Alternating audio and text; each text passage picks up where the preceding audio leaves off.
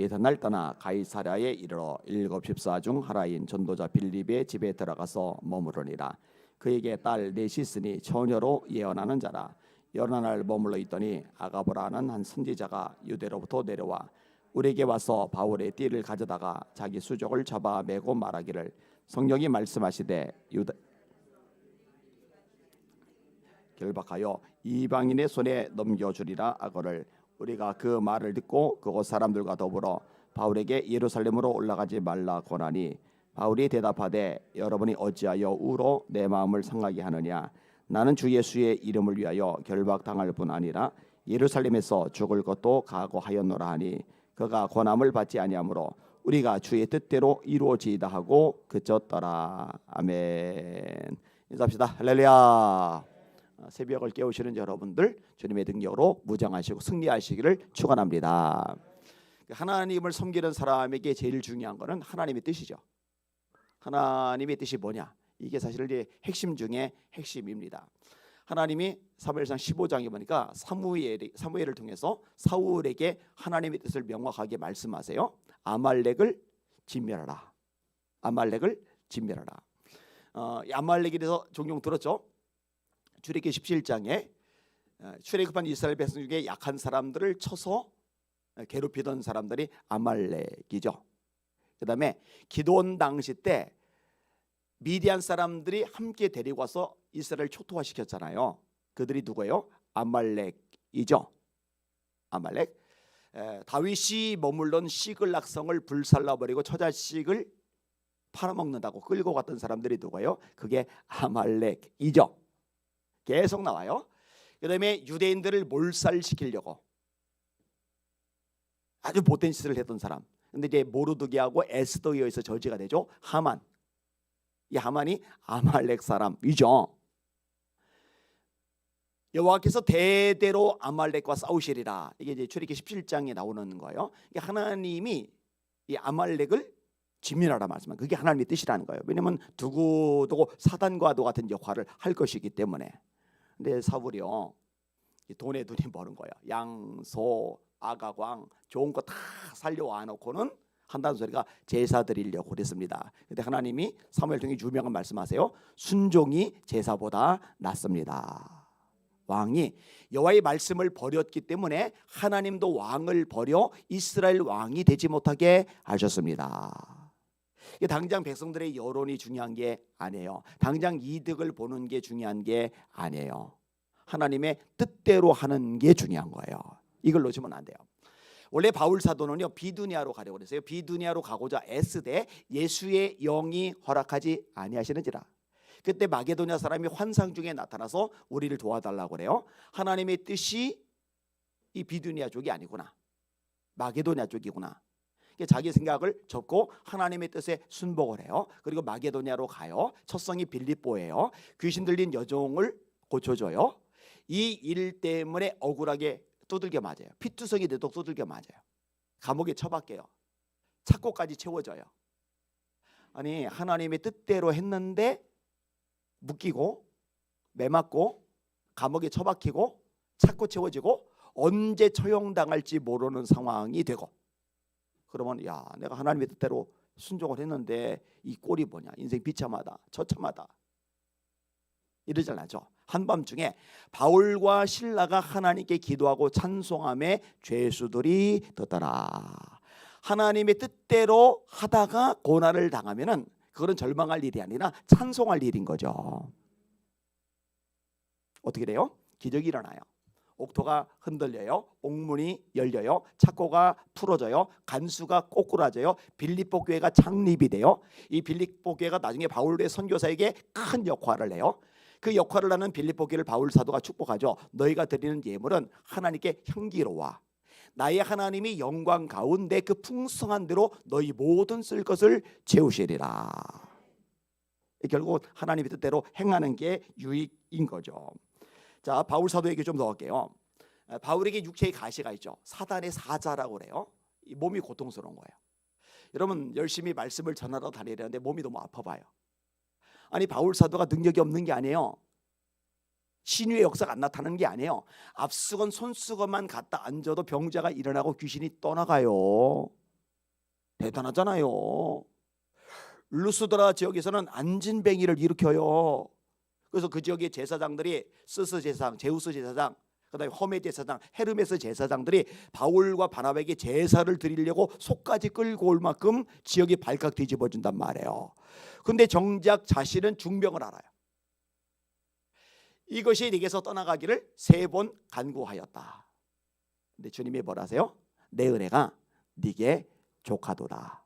이는 내 능력이 약한 데서 온전하여짐이니라. 앞부분에 내게 주신 은혜가 크므로 너무 자고하지 않게 하시려고 내게 육체의 가시 곧 사단의 사자를 주셨으니 하나님의 뜻은 뭐냐? 너 아프지만 힘들지만 그대로 안고 살아. 그게 내 뜻이야.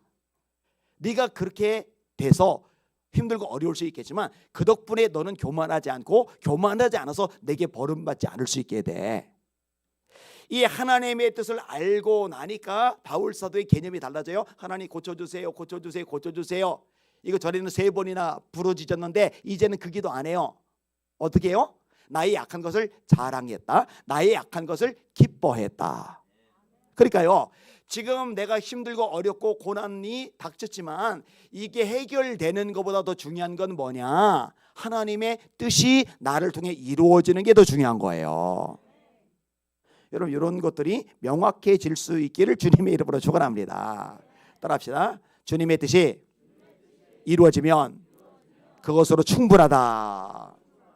그렇게 되시기를 예수님의 이름으로 축원합니다. LA의 한길교회 노진준 목사님이라고 계세요. 이분이 생후 8개월부터 소아마비를 앓았대요. 근데 이제 어릴 때부터 하나님을 잘 믿으니까 열심을 가지고 기도시켜줬어요. 하나님 전능하시니까 이 소아마비 다리 같은 거 이거 못 고치겠습니까? 그러니까 제 다리를 고쳐주십시오 하고 1년, 2년, 3년, 4년간 작정하고서 매일 하나님 앞에 기도를 했어요. 근데 안 고쳐져요. 자, 그 와중에 미국의 대학에 다니게 되었어요. 길을 가다가 한 미국 교회에서 신유 집회가 열린다는 이 포스터를 봐요. 그래서 이제 그 교회에 들어가요. 5명의 미국 목사님이 강대상에 의자 놓고 앉아서 사람들이 그 위로 올라가면 한 사람씩 순서대로 머리에 손을 얹고서 신유 기도를 해주고 있었어요. 이분이 이제 대학생 때 기대가 되는 거예요. 아, 드디어 나도 내 다리를 고치는구나. 내 소아마비가 깨끗하게 치료될 수가 있겠구나. 기대 이제 부풀은 거예요. 그런데 한 분이 설교를 해요. 이 기도 끝나고 설교를 하는데 이렇게 설교를 합니다. 믿음으로 기도하면 무슨 병이든지 다 낫는다. 근데 이 말을 듣는 순간에 은혜가 되는 게 아니라 화가 막 나는 거예요. 짜증스러운 거예요. 아니, 그러면 나는 믿음이 없어서 4년 동안 기도했는데 안 난 거야? 나는 믿음이 없는 거야? 뭐야 이거? 이런 생각이 막 드는 거예요. 예배 후에 그 목사님을 찾아가요. 진짜 믿음으로 기도하면 낫는 겁니까? 하고 따지기 시작을 하는 거예요. 이제 열받은 게 이제 폭발돼서 나오는 거죠. 근데 목사님이 뭔 얘기를 하냐? 이 바울 얘기를 하는 거예요. 그 내용을 그대로 읽어드릴게요. 바울에게 육체의 가시가 있었지. 그 육체의 가시를 거두어 달라고 3번 간절하게 기도했다네. 그렇게 간절히 기도한 후에 바울의 병이 나았을까? 너 목사님 대답해요? 안 나았죠? 목사님이 대답을 해요. 바울은 육체의 가시 때문에 복음을 전하고 하나님의 사람으로 살아감에 큰 장애와 어려움을 경험했어. 그래서 그는 하나님 앞에서 그 육체의 가시를 거두어 달라고 3번 간절하게 기도했는데 하나님이 그 기도를 듣고 응답해 주셨지. 바울이 받은 계시가 너무 크기 때문에 교만하지 않도록 그 몸에 육체의 가시를 두었다는 것이 하나님의 응답이었어. 바울은 그를 향한 주님의 은혜가 족하다는 응답을 받았고 그 응답 끝에 바울은 내가 약할 그때가 곧 강함이라 오히려 그 약함을 인해 하나님께 감사한다고 고백을 했지. 청년이 노 목사님이 그랬죠. 이런 깨달음 후에 바울은 육체의 가시를 거둬달라고 기도를 또 했을까? 안 했겠죠. 그러면 바울의 병은 나은 거야. 그런 그 육체의 가시가 복음 전파와 제자의 삶에 방해가 된다고 생각해서 거두어 달라고 기도했어. 근데 사실은 그것이 바울을 약하게 하심으로 은혜를 의지하도록 하고 교만하지 않도록 하심이라는 하나님의 뜻을 깨닫고 난 후에는 그것을 거두어 달라는 기도를 다시 할 필요가 없어진 거야. 그 육체의 가시가 이제 바울에게는 더 이상 병이 아니라 하나님이 사용하시는 수단일 뿐이었지. 그러니까 그의 병은 나은 거야. 비록 불편함은 여전히 남아있지만 그 때문에 괴로워하지도 자기가 불행하다 생각하지도 않았을 거야. 하나님의 뜻을 알았으니까 바울에게는 병이 나는 것보다 하나님의 뜻에 순종하여 사는 것이 더 큰 목적이고 소원이었으니까. 그런데요, 이 이야기를 전해 듣고 나서 이 젊은 청년의 마음속에 의욕의 구름은 완전히 거쳐져 버려요. 절망도 짜증도 분노도 다 사라져 버려요. 그래 하나님을 바라보는 가운데 능력 있게 사역하는 사역이 펼쳐져 나가요. 제가 이제 비슷한 경험을 했잖아요. 이 팔이 하나 없는 것 때문에 너무 고통스럽고 힘들고 어려운 과정을 이렇게 많이 겪었잖아요. 몸 막 뒤틀어지고. 근데 이제 신유 사역자가 왔다고 그래서 기도를 받으러 갔는데 팔이 생기면은 기타부터 배우려고 기대하는 마음으로 갔는데 팔이 안 생겼단 말이에요. 실망을 했단 말이에요. 근데 이제 세월이 지나고 나서 바울이 고백했던 거, 내 약한 것을 감사한다, 내 약한 것을 기뻐한다, 이 말이 무슨 의미인지를 제가 깨달았어요. 그래서 여러분에게 몇 차례 얘기했어요. 어떤 목사님이 저한테 하나님의 능력이 많으시니까 팔새로 만들어 줄 수 있다는 거 믿으시죠? 예, 믿습니다. 그럼 만들어 주신다면 어떻게 할 겁니까? 그때 제가 거절할 겁니다. 이제는 또 완전히 달라진 거예요. 왜냐? 이 약한 것들 때문에, 이 부족한 것들 때문에 젊은 청소년들에게 말씀을 더 능력 있게 전할 수 있는 통로가 열려졌고, 이 연약함 때문에, 이 약한 것 때문에 오히려 하나님 앞에서 그래 정신 차려, 네가 잘난 게 아니야, 넌 가난했어, 넌 판단조에 불구한 아이였어, 너는 절망과 좌절 속에 빠졌던 형편없는 존재였어, 좌우 앞뒤가 다 막혀서 더 이상 바라볼 것이 없어 겨우 위만 바라보고 기도하다가 하나님 능력 주셔서 쓰임 받은 거잖아. 네가 잘난 게 아니야, 네가 똑똑한 게 아니야, 네가 대단한 게 아니야, 네가 훌륭한 게 아니야, 네가 한 게 아니야, 네가 한 게 아니야, 내가 이렇게 말할 수 있는 여지가 저한테 없도록 하나님이 브레이크를 만들어 주셨어요. 내 은혜가 네게 족하도다. 이는 내 능력이 약한 데서 온전하여짐이니라. 이게 중요한 건 뭐냐? 하나님의 뜻이라는 거죠. 하나님의 뜻. 여기 초점을 맞출 필요가 있는 거죠. 오늘 본문에 바울 사도가 빌립 집사님의 집에 머물러요. 이 빌립 집사님은 성령 충만한 집사님이잖아요. 사마리아에 엄청난 부흥 역사를 일으켰던 집사님이잖아요. 시몬이라는 마법사가 이 표적의 능력에 놀라서 이 빌립 집사님 뒤를 졸졸 따라다니게 될 만큼 대단했던 집사님이잖아요. 이 빌립 집사님에게 4명의 딸이 있는데 이 4명의 딸이 다 아가씨들이에요. 아가씨들인데 예언을 하는 참 멋진 부러운 믿음의 이제 집안이란 말이에요. 거기서 머물고 있는데 아가보라는 선지자가 등장을 해요. 이 아가보는 예언의 은사가 아주 탁월한 사람이에요. 이 아가보가요, 바울의 띠를 가져다가 자기 손목을 묶더니 하나님이 이렇게 이띠 임자를 이렇게 이제 이띠 임자가 결박돼서 끌려갈 거다 예언을 하는 거예요. 그러니까 사람들이 만류하는 거예요. 빌립이 만류하는 거예요. 우리가 이 말을 듣고 그곳 사람들과 더불어 바울에게 예루살렘으로 올라가지 말라. 왜냐면 올라가면 잡힐 테니까, 올라가면 갇힐 테니까, 올라가면 죽을 테니까. 여러분, 요 장면이요 여기만 나오는 게 아니에요. 지금 21장이잖아요. 바로 앞장 20장에도요 분위기가 너무 쌍막하니까요 사람들이 계속 말려요. 가지 마세요. 바울 사도 가면 큰일 납니다. 하지 마세요. 하지 마세요. 가지 마세요. 이제 바울 사도가 이렇게 고백을 합니다. 보라, 이제 나는 성령에 매여 예루살렘으로 가는데, 자기 뜻대로 예루살렘에 가는 게 아니에요. 성령에 매여 예루살렘으로 가는데 거기서 무슨 일을 만날는지 알지 못하노라. 오직 성령이 각성에서 내게 증언하시기를 결박과 환난이 나를 기다린다 하시나, 나의 달려갈 길과 주 예수께 받은 사명 곧 하나님의 은혜의 복음 증언하는 일을 맞추려면은 나의 생명을 조금도 귀한 것으로 여기지 아니하노라. 나는 예루살렘에서 결박당할 뿐 아니라 죽을 것도 각오하였노라. 결박당하는 게 하나님의 뜻이라면 오케이, 죽는 게 하나님의 뜻이라면 오케이, 나 다 각오했어. 오늘 본문에도 이 의지가 명확히 드러나요. 그러면 이제 사람들이 어떻게 하느냐? 전에는 방금 전까지 말렸어요. 가지 마세요. 가지 마세요. 하지 마세요. 하지 마세요. 말렸어요. 그런데 이 바울 사도의 이야기를 듣고 보니까 이게 하나님의 뜻인 거예요. 그러면 어떻게 해야 돼요? 우리가 주의 뜻대로 이루어지이다 하고 그쳤더라. 그게 주의 뜻이라면은 주의 뜻대로 이루어져야 되죠. 그럼 안 말립니다. 예, 가십시오. 그러니까 바울 사도도 그 당시에 성도들도 참 신앙이 바로 잡혀 있어요. 관점은 뭐냐? 예루살렘에 가면은 어려워, 힘들어, 잡혀, 감옥 가야 돼, 메모자야 돼, 죽을 수 있어. 그러니까 힘들고 어려우면은 한동안 쉬다가 피하자. 이게 아니라, 그게 중요한 게 아니라 하나님의 뜻이 뭐냐? 이게 중요한 거예요. 이게.